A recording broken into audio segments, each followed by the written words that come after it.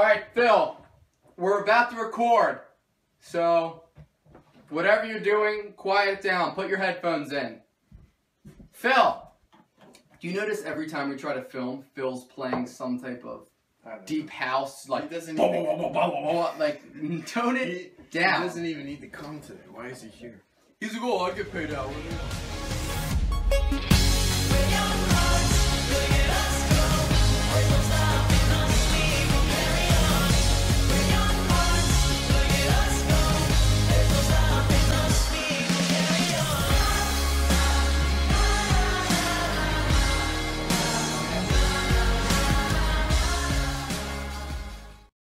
Hey everybody, welcome back to another episode of Chasing Opportunity. Josh and Aaron here. Not 10 minutes ago, before we decided we wanted to film this next episode, Aaron and I were talking about a phrase we kind of formulated to be living to serve. And it's all centered around what we found to be true, what you can find to be true in reading your history textbooks to your own lives, and that's that people tend to take the spotlight of attention and put it on themselves. And in doing so, they think they're going to progress themselves into a more successful lifestyle, more recognition, and it's ironic that that's not the case. Mm-hmm. So living to serve, let's title it that. Good title. Living to serve is what actually gives you, and I don't want to ruin the excitement that's about to come, but actually gives you the deepest fulfillment, which we'll talk about soon.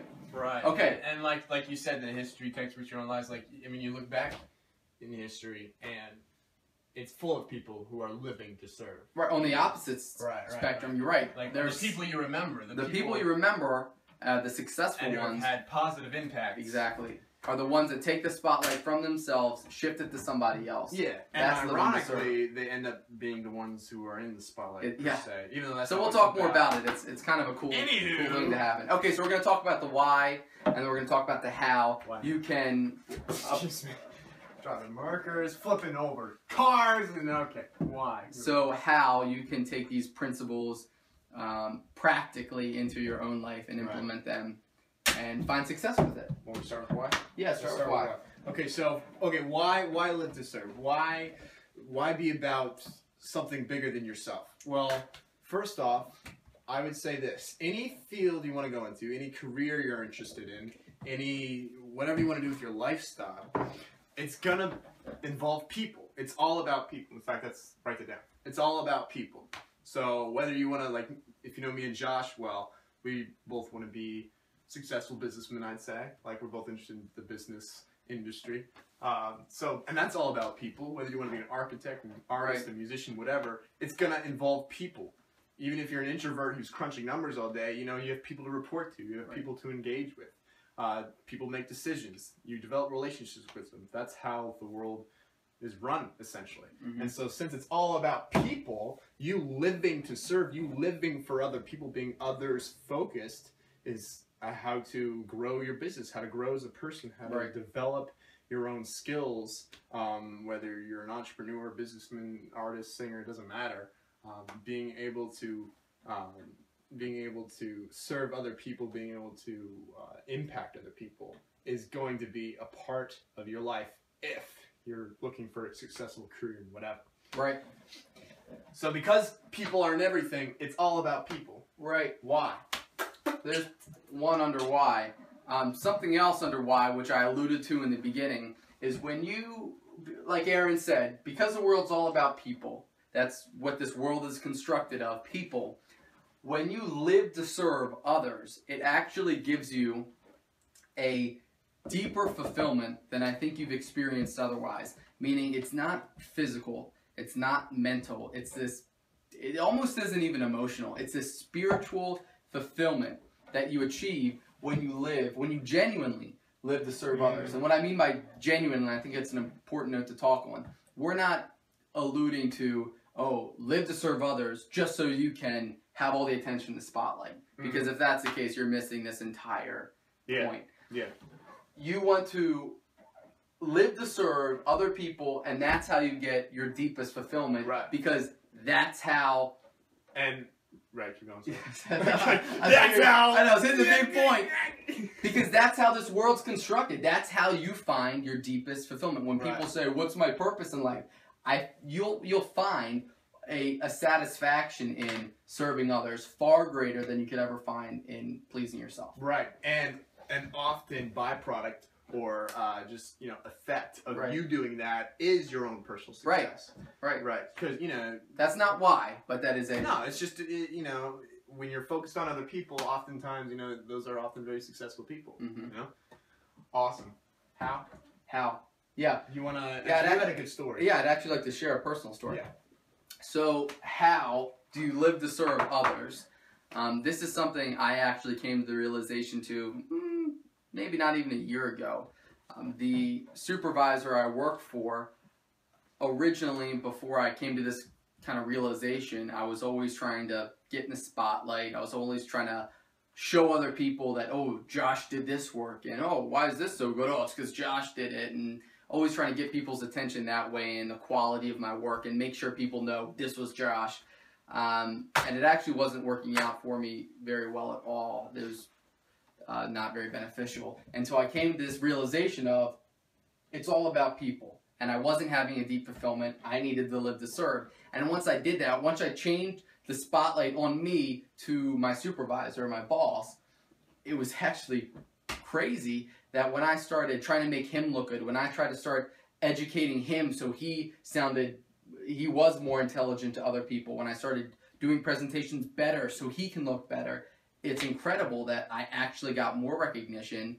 I got noticed more in the quality of the work I do just because I was putting the spotlight on him, which is so counterintuitive to, I think, culture today. I'll be honest, specifically even me. Like, I think I have to have the spotlight on me for anyone to see me. Right. That's not the case. And if he sees that in you, he sees that you're helping him, then if he's smart, as he moves up, he'll take you with him, right? Right. You'll move up as well. Right. And if he's not smart, he'll leave you and realize, oh man, I needed whatever that impact was. Another one of those byproducts, not why you do it. Yeah. But it's a byproduct. Definitely, counterintuitive there. Good word. What is going on?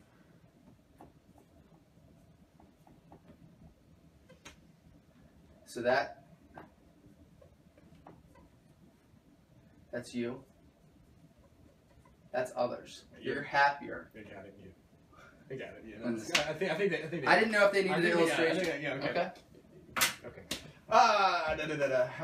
Okay. How? Yes. Make others look good. Make others look good. First thing for how. Yep. Okay, that's great. Okay. I'll touch on this next one, and it kind of reminded me of what you're saying underneath. I think it was fulfillment. Yeah. No, I was also wanting to mention, under how making others look good, you also hit a very thin line between confidence and being cocky. That's something you take that. Okay, sure. Yeah. Confidence, so the difference between confident and cocky. Okay, so that's perfect. So when making others look good, that's important. But what's also important, keeping that in mind, is you don't want to undersell yourself. Right. That's not taking advantage of what's been given to you. That's kind of saying, okay, I've been given all this and I'm throwing it away. That's underselling yourself. So being confident is important, but doing that while not being cocky is incredibly important too, because people can sniff the cockiness. They know it's there. And even when you're trying to hide it, it's still obvious. And so I think personally, I mean, this is honestly something that I kind of, I struggle with this all the time. Right. And guilty.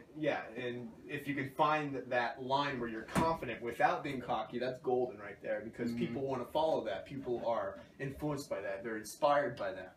They're turned away and turned off, and they just want to push away the cocky kind of vibes. Yeah. But this all comes back to living to serve. Right. Because if you're cocky, if you're just spit on the ground there, if you're naturally kind of cocky and self-obsessed, which a lot of people are, to battle that, you can't be focused on yourself. I'm like, okay, how do I make myself less cocky? How do I look less cocky? How do I look humble? That's false humility. That's just false notions. People can smell that. Yeah, you can see that. Yeah. Oh man, I'm sure you all know somebody. He's trying too hard to be. It's almost worse than humble. being cocky. Yeah, I'd rather you just be, a show off and not like, try to hide it.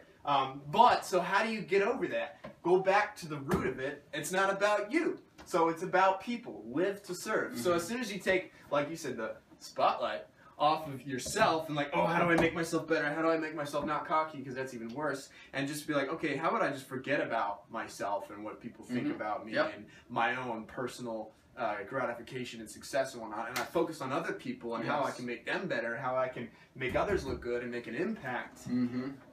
that's when you're actually able to be confident in what you do, find fulfillment in it, of Yeah. course, and be confident in what you do without the cockiness. Yeah. And I think for me that's probably the most instrumental thing, especially when dealing with people who are older than me and more superior to me. They can kind of sniff that out really fast, and it's the difference between them taking you seriously and you matter to them, or they just completely forget you and push you aside. Yeah. So Let me interject a simplification here.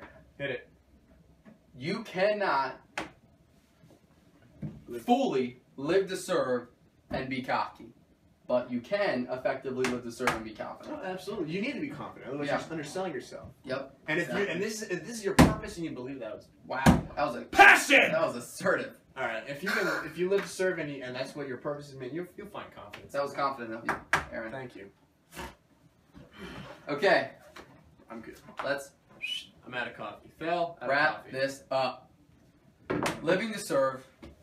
Why? Hopefully you understand why now that the world is all about people, and you do it because there's such a deep emotional, call it spiritual fulfillment, deeper than you've experienced in your life when you serve others, when you take the spotlight off of yourself and put it on others. And it's so not a thought process, especially people our age, millennials now, and even others, they don't think of it that way. They don't get, and I have trouble getting it sometimes, that you're so much more fulfilled and you feel so much better and you actually get more successful. You're more successful when you focus on others. And So that's others, right? Yep, that's why. Okay, and then so- how. Here's are just a couple. These aren't all the ways that you live to serve. You're going to find some that are personal to yourself, but some that you can implement today is, you can take it. Go ahead. Yeah, make others look good, especially your superiors. Mhm. Live to make them the ones who are, in the spotlight per Right. se. And people, like you said, will recognize that. Not that that's your why, but that's Right. certainly a nice byproduct. It's, the effects of success are often you just pouring yourself into your passion or your purpose or helping other people. And then, of course, when you're doing that, be confident in that, but not cocky. And where does that root from? Living to serve other people. So that's pretty much what living to serve is. This is kind of a big topic we're here. It's a huge topic that we're really because simplifying. it touches everything. Yeah. But another reason Aaron and I are doing these chasing opportunity videos is because we're hoping, after hearing us, and this is more of a dialogue even between you. I know it's kind of one way right now, but we almost feel like we're talking to you and having a conversation because we want to learn from you what we hope you learn from us. Go research more about this. Maybe you don't agree with us and you think there's more to this or there's more points to this, which I'm sure there are, and I'd love to hear. I'd love to hear. Absolutely. That's why we're doing this entire thing. Right on. All right, living to serve, there it is. The why, the how, It's what it is. what it is. Thanks for hanging with us today, guys.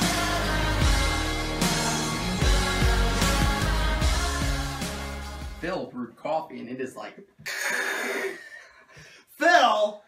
what is this? It's tar! All right, I'm rebrewing.